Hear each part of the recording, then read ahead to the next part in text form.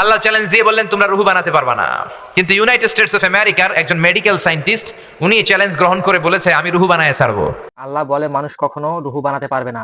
ইউনাইটেডস of আমেরিকার এক medical scientist আল্লাহর সাথে চ্যালেঞ্জ করছিল, আমিও রুহু বানাবো। যেটা রুহু মানুষের ভিতরে থাকে সেই রুহুটা নাকি সে বানাতে পারবে। আল্লাহর সাথে একদম হুবহু চ্যালেঞ্জ করছিল। সে চ্যালেঞ্জ করার পর সেটা কি বানাইতে পারছে না বানাইতে ব্যর্থ হয়েছে, এই পুরো বিষয় নিয়ে আলোচনা চলবে আজকের ভিডিওতে। তো চলুন কথা না বাড়িয়ে আমরা ভিডিওটি শুরু করে দেই। আল্লাহ চ্যালেঞ্জ দিয়ে বললেন তোমরা রুহু বানাতে পারবা না। কিন্তু ইউনাইটেড স্টেটস অফ আমেরিকার একজন মেডিকেল সায়েন্টিস্ট উনি এই চ্যালেঞ্জ গ্রহণ করে বলেছে আমি রুহু বানায় ছাড়বো। 7 বছর উনি গবেষণা করেছেন, মাগার রুহুর দেখা পায় না।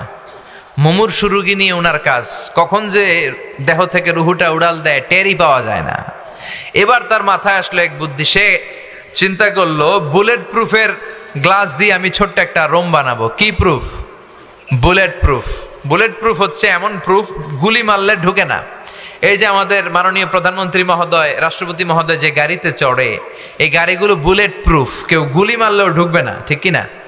তো বিজ্ঞানীর মাথায় চিন্তা আসলো আমি বুলেট প্রুফের একটা গ্লাস দিয়ে ছোট্ট রোম বানাবো, আর এই রোমের ভিতরে মুমূর্ষু রোগী ঢুকাবো। এটার ভিতরে কেউ মরলে রুহু আর বেরোতে পারবে না, যেহেতু বুলেট প্রুফ। কত বড় উল্লুক্কা পাঠা! তো গ্লাস ফিটিং করা ছোট্ট একটা রুম বানিয়েছে, আর তার টিমের সবাইকে নিয়ে সে বললো আজকে আমি রুহু ধইরা ছাড়ুম। রুহু কেমনে বেরোয় আমি দেখবো, কারণ বুলেট প্রুফের গ্লাস দিয়ে, টেম্পার গ্লাস দিয়ে আমি ছোট্ট রুম বানিয়েছি, এটার ভেতরে মুমূর্ষু রুগী ঢুকাবো। যাও আইসিইউ থেকে রুগী ধরে আনো। মুমূর্ষু এক রুগীরে ধরে নিয়ে আসছে, মুখের মধ্যে মাস্ক পরানো, কৃত্রিমভাবে লাইফ সাপোর্টে রাখা, অক্সিজেন দেয়া হচ্ছে। মেডিকেল টিমের প্রধান বলে গ্লাস ফিটিং করা রুমের ভিতরে ঢুকা, তার আগে তার বিপি মাপ মানে ব্লাড প্রেশার চেক করে বলে বিপি ইজ ওকে।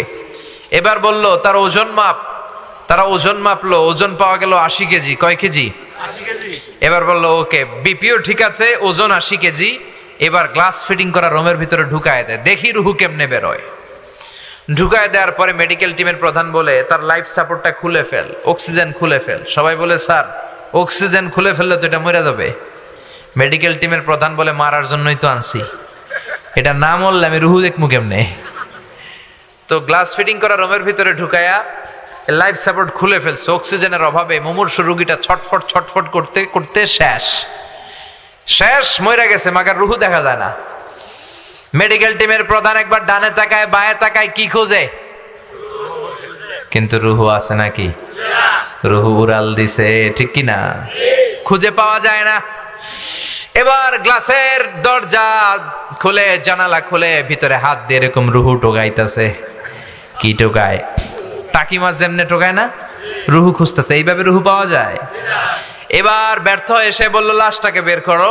বের করার পরে চেক দা বিপি, বিপি মাপো, ওজন মাপো। বিপি নাই, কারণ মরে গেছে। মরে গেলে মানুষের এই যে ধাক্কাটা থাকে, কিন্তু ওজন আছে না নাই? মরার আগে ছিল 80 কেজি, এখন ওজন দিয়া দেখে ওজন হয়ে গেছে 78 কেজি। মরার আগে ছিল কয় কেজি? মরার পরে লাশ বের করে এবার ওজন স্কেলে শোয়ানোর পরে দেখা যাচ্ছে যে ওজন হয়ে গেছে 78 কেজি। কয় কেজি কমছে? কয় কেজি? বিজ্ঞানী কয় আমি পাইছি। সবাই কয় কি পাইছেন? কয় রুহু। কেমনে পাইলেন? কয় মরার আগে লোকটা ছিল 80 কেজি, মরার পরে হয়েছে 78 কেজি, কমছে 2 কেজি। তার মানে যেটা উড়াল দিছে ওইটাই 2 কেজি। যেহেতু আগে ছিল 80, এখন 78, 2 কেজি কমলো কেন? যেহেতু কমছে তার মানে কিছু একটা তো বের হইছে, ওইটাই 2 কেজি। কয় আমি পাইছি, রুহু পাইছি। কিন্তু বিজ্ঞানীদের নিয়ম হচ্ছে একটা রেজাল্ট পেয়ে আপনি ফাইনাল কথা বলতে পারবেন না, আরো কিছু নমুনা সংগ্রহের দরকার আছে না নাই? মেডিকেল টিমের প্রধান বলে আরেকটা মুমূর্ষু রোগীর আন। বিপি মাপ, বলে বিপি ওকে। ওজন মাপ, কয় ওজন 70 কেজি। কয় কেজি? আরো জোরে, কয় কেজি? বলে এইটারও ঢুকা। এটারও ঢুকাইয়া লাইফ সাপোর্ট খুলে ফেলছে। আইসিইউর যেই লাইফ সাপোর্টটা খুলে ফেলার কারণে অক্সিজেন নাই, এই লোকটাও অক্সিজেনের অভাবে খিচুনি দিয়ে মরে গেছে। এবারও রুহু খুঁজে পায় না। কয় লাশ বাইর কর। বের করার পরে বিপি মাপ, বিপি নাই। ওজন চেক কর, কয় ওজন হয়ে গেছে 71 কেজি। মরার আগে ছিল কয় কেজি? 70 কেজি। এখন হয়েছে 71। আগেরটা তো 2 কেজি কম ছিল, কোনোভাবে মিলানোর সুযোগ ছিল, ঠিক কিনা? কিন্তু এখনের যে এটা দ্বিতীয় লাশ, এইটা কমে নাই, এটারে বাড়াই দিছে কে? আল্লাহ বলে কিয়ামত পর্যন্ত এরকম বিপি মাপতে পারবি, কিয়ামত পর্যন্ত ওজন মাপতে পারবি, কিন্তু আমার তৈরি করা রুহু খুঁজে পাবি ওমা উতিতুম মিনাল ইলমি ইল্লা কালিলা। কারণ মানুষকে আমি এত অল্প জ্ঞান দিয়েছি, এই অল্প জ্ঞান দিয়ে রুহু বের করা যাবে না, ঠিক কিনা? মানুষ মরে গেলে এক একজনের এক এক দশা, কারো হাত পা টাইট হয়ে যায়, দাঁতের মধ্যে খিঁচুনি লাগে, দেহের গ্যাসগুলো জমাট বেঁধে যায়, ওজন বেড়ে যায়, আর অনেকের শরীরটা ফেসফেসে হয়ে যায়, ছেড়ে দেয়, এরকম ঠিক কিনা? পেটে যে গ্যাস টেস আছে সব বের হয়ে যায়, ওজন কমে যায়, কারো ওজন বাড়বে, কারোটা কমবে, এইটা দিয়ে কোনোদিন রুহু খুঁজে পাওয়া যায় না। চিল্লায় বলেন ঠিক কিনা?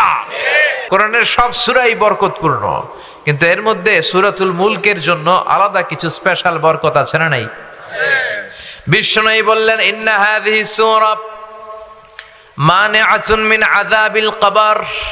এই সূরাটা এমন সূরা, যে ব্যক্তি এই সূরা তেলাওয়াত করবে রব্বুল আলামিন তাকে কবরের আযাব থেকে বাঁচায়া দিবে।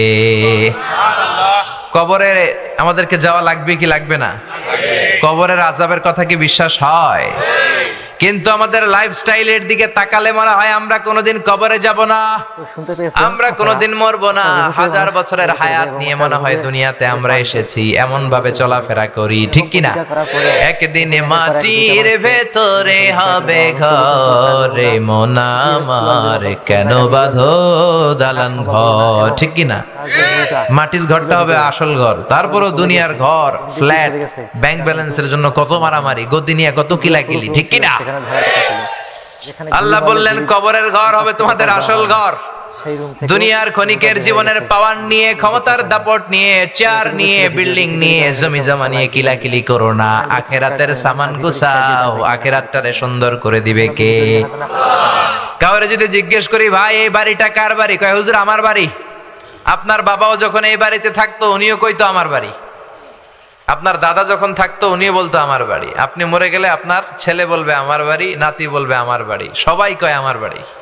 যত মানুষ এই বাড়িতে থাকতো থাকবে সবাই বলে আমার বাড়ি। এক বাড়ির মালিকানা দাবি করে কয়জন খেয়াল করেছেন? পরের জায়গা পরের বাড়ি ঘর বাঁধিয়ায় আমি রই, আমি তো সেই ঘরের মালিক নই, ঠিক কিনা? হেদায়েতের চিন্তা করলে এই দুই লাইন